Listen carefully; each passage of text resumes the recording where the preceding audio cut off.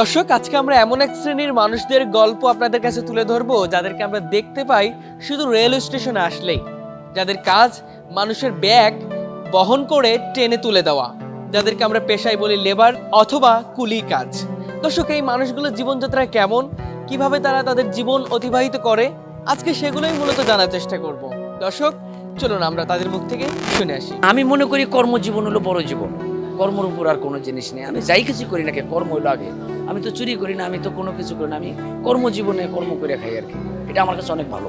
আমরা যাত্রীর সেবা করি, যাত্রীর কাছ থেকে বুঝাইয়া ভালোবাসা দিয়ে 10 টাকা নিয়ে আমরা ডাল ভাত বা সংসার চালাই আর কি। যাত্রী বলে যে স্যার আপনার কি মাল ট্রেনে উঠাই দেওয়া লাগবো বা নামাল লাগবো, দিয়ে আসা লাগবো। যাত্রী বলে যে হ্যাঁ ট্রেনে উঠাই দেবা। আমরা সুন্দরভাবে ওইভাবে ট্রেনে উঠাই দিই। আমাদের কার্ড আছে, মন্ত্রণালয় থেকে কার্ড আছে, এইভাবে আর কি মানে আমরা কাজ করে থাকি। পুলিশ যখন ডাক দেয় আর অনেক ধরনের কথা বলে, এইবেলা মনে হয় আজকে মনে কাটা ছেড়ে যায়। আবার চিন্তা করি আমি তো একটা পেশায় আছি, আমি তো এখানে চুরিও করতেছি না, করতেছি। সবাই যেমন মানুষ, আমি একটা মানুষ। সবাই যেমন কাজ করে গেতেছে, আমি একটা কাজ করে গেতেছি। আমার এই মনে হয় মানে হঠাৎ করে নিজের ছোট মনে হয় যে বেলা মানে অসম্মান করে। ইনশাল্লাহ আপনাদের দোয়াতে হালাল এই যে মাল আনছি, গাড়ি আসলে উড়াই দিব, খুশি হয়ে যাবে। যাত্রীদের মাল সামান আপনার লাগেজ টাগেজ বহন করে নিয়ে গাড়িতে উঠাই দিই। উঠাই দিলে কেউ 50 টাকা দেয়, কেউ 40 টাকা দেয়, কেউ 30 টাকা দেয়, কেউ অনেক ভালো সাহেব আছে 100 টাকাও দেয়।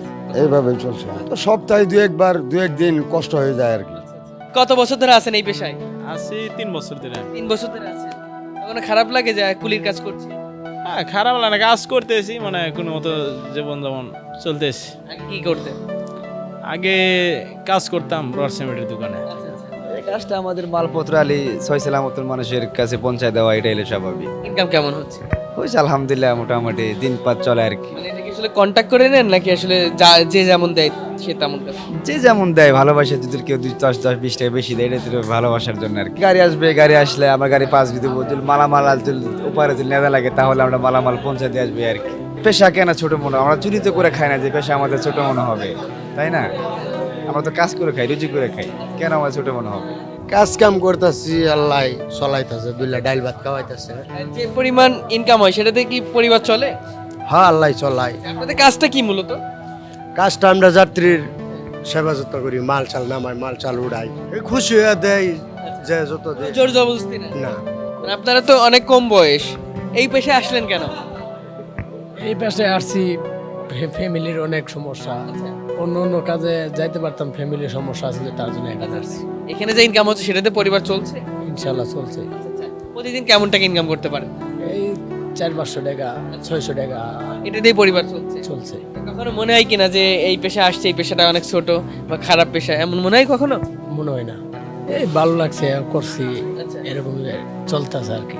যেভাবে জিনিসের দর বাড়তেছে বা আপনার হইতেছে, এইভাবে গেছে আমরা চলতে একটু হিমশিম খেয়ে যাই। এমনি তো মোটামুটি ইনশাল্লাহ ভালো চলতেছে। জাতির মাল আনি আইনা সেরা বগি ওরা রাখি, গাড়ি আসলে আবার সুন্দর উড়াই দিই, এরা দেওয়া যায়। কত টাকা দেয় যে যেমন হয়, 50 টাকা দেয়, 100 টাকা দেয়, খুশি হয়েছে। কারণ 3 মিনিট 4 মিনিট গাড়ি দাঁড়ায়, তো খুশি হয়েছে যে যেমন দেয়। গাড়ি আসবে উড়াই দিব, মাল আইনা রাখলাম, গাড়ি আসবে উড়াই দিব, তারপর টাকা। অনেকে তো আসলে ভয় করে যে এই মালটা যদি চুরি হয়ে যায় বা আপনি নিয়ে চলে যান, এমন ধরনের কোনো আশঙ্কা করবে কিনা আপনাদের?